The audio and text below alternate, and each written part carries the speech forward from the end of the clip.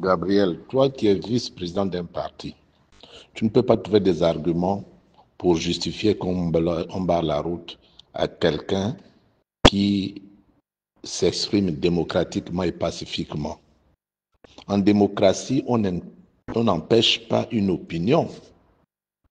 C'est lors des élections qu'on choisit celui qui incarne ses opinions. Mais on laisse chacun exprimer ses vues, exposer ses vues. Gabriel, tu ne peux pas trouver un justificatif à ça. Il ne s'agit pas de condamner ou de défendre Alain Claude. Il s'agit de condamner ou de défendre des principes de démocratie. Le principe de libre expression, c'est un principe démocratique. Le principe de libre circulation, c'est un principe démocratique. Eh bien, mais nous aussi, demain, on peut nous empêcher. Tiens, moi, j'étais ministre de la Défense en 2016. Lui n'était pas ministre de la Défense. Moi, j'ai été ministre de la Défense en 2016. Donc, sur la base de ça, on doit aussi nous empêcher de nous exprimer, nous, de regard, si vous voulez être logique avec vous-même. Je pense que nous exprimons plus nos ressentis que des positions intellectuelles, objectives, légalistes. Et c'est ça qui me fait peur. Ce qui me fait peur, c'est que vous êtes prêts à tordre le cou au droit si en face de vous, il y a quelqu'un que vous n'aimez pas. Et le droit, ce n'est pas ça. Le droit n'est pas coloré.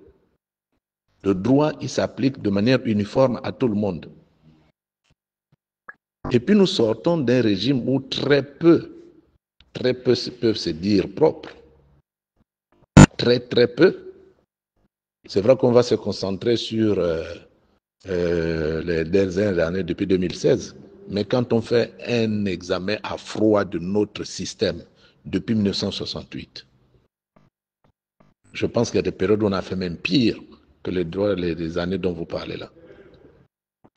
Mais nous parlons parce que nous sommes de contemporains, parce que nous avons vécu ça dans notre chair et parce que nous avons soif d'en découdre.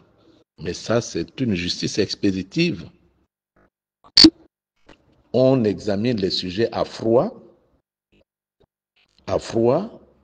et on regarde les choses avec objectivité. Avec objectivité. Je dis que donc, il faut que nous on arrête de faire nous aussi la politique parce que, encore une fois, le président de regard était le ministre de la Défense en 2016.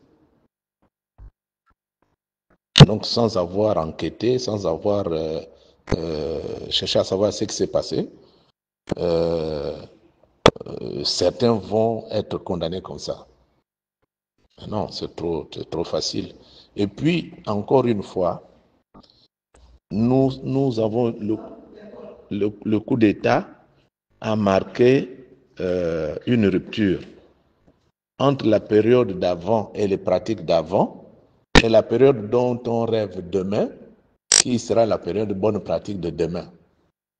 Si à quelques jours de la fin de la transition, nous continuons d'applaudir des antivaleurs, ça veut dire que la transition n'a servi à rien, ça veut dire que le coup de la liberté, pour beaucoup d'entre nous, n'a servi à rien. Si c'était pour faire demain ce que les autres faisaient hier, mais en ce moment, on restaure quelle valeur? Mais qui doit rendre compte précisément, Gabriel? Qui doit rendre compte? En 2016, qui emprisonnait? Ce n'est pas des civils. Là aussi, je dis que quand vous réagissez comme ça, c'est sélectif. Qui doit rendre compte de quoi? Parce que Bilé aussi, c'était un exécutant. Si tu penses que les militaires étaient exécutants, Bilé aussi, c'était un exécutant. Et on va choisir quel exécutant, on va épargner quel exécutant.